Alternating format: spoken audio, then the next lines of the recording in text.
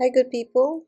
Welcome to day 5 of 7 books that prove hair is more than just style. And today we are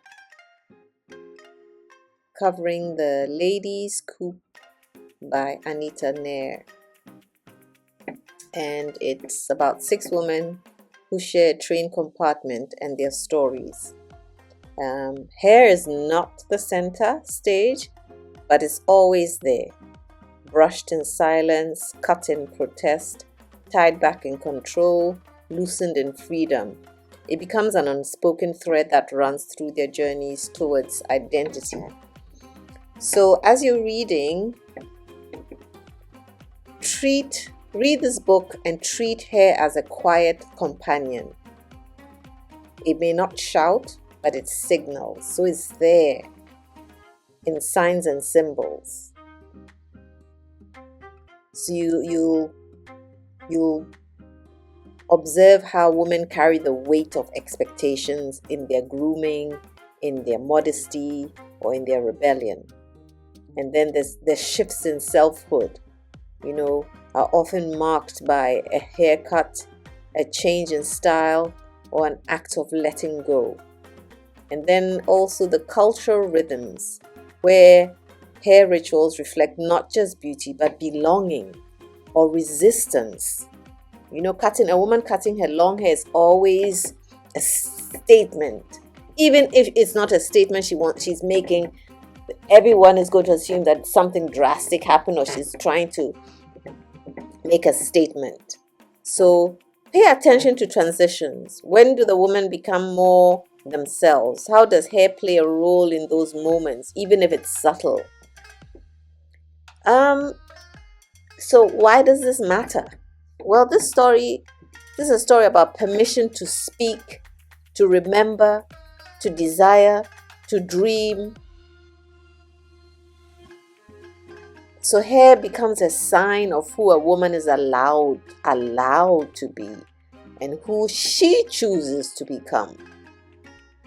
So you can imagine that juxtaposition. So let the novel show you the soft rebellions, the everyday choices women make with their hair that mirror deeper inner shifts. And then think about how hair doesn't always need to scream to tell a story. Sometimes it's in the small moments, the braid undone, the comb set down, the wind in newly cut strands. So this book is about becoming. So keep watching how hair becomes a gentle symbol of that sense of becoming. So that's something to think about. Did you ever feel like you were coming into yourself? And how did what you did to your hair not do to your hair? Or what other people wanted you to do to your hair sort of culminate that event or that situation or that time?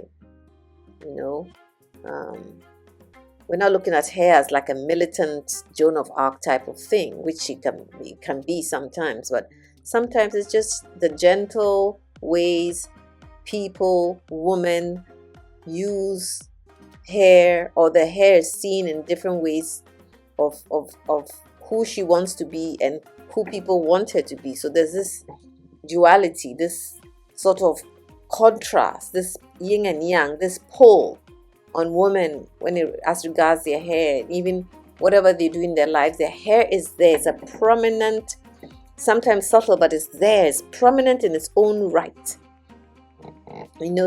People determine who you are.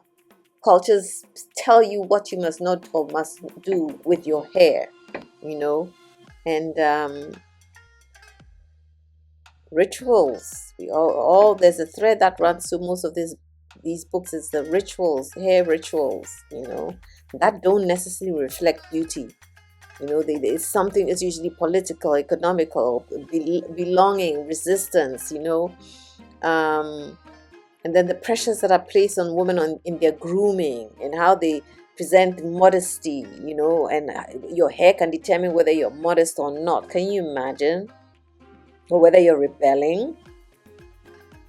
I had a friend who cut her hair, another friend who cut her hair. And when I look back, and she cut it and then she dyed it. Now her hair was jet black and she had to dye it so many times. And I always talk about how color wasn't the greatest in way back in the 90s and 80s.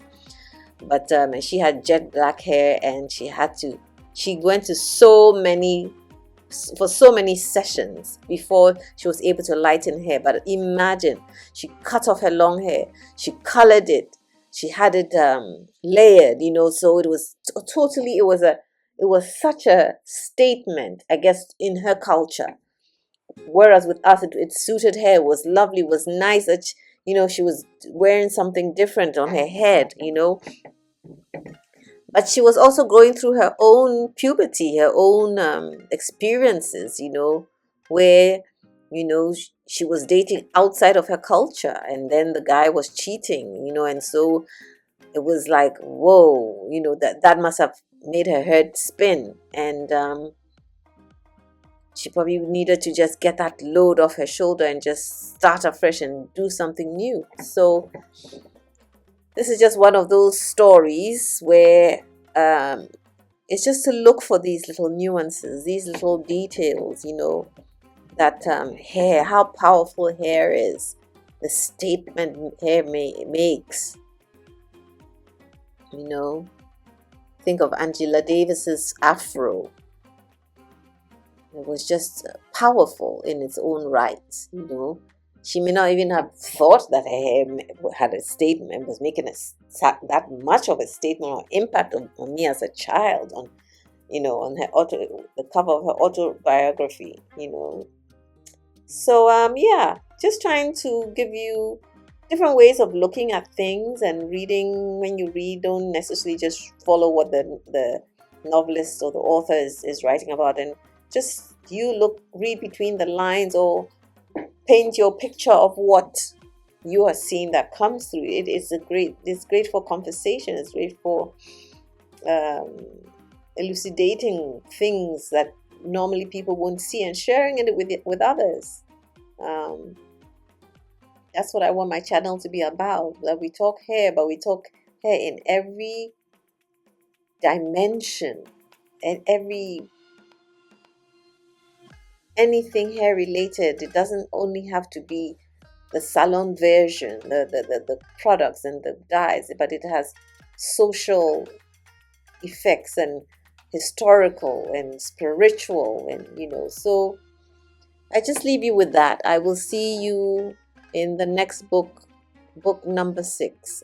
I pray you enjoy this little summarization, not necessarily summary, but basically sort of a different angle to look at when you read a book. And we're not really focusing on the author or anythanything that, and we're just looking at hair in these books. The author may not even be thinking about that, but yes, they create these descriptions, and we see, you can also see her point of view from where the culture that she comes from too. So there are influences in her book that are stark, that tell us a different story, another story that may not be the focus, but if we're looking at hair in every aspect, this is just another way. So see you in the next book.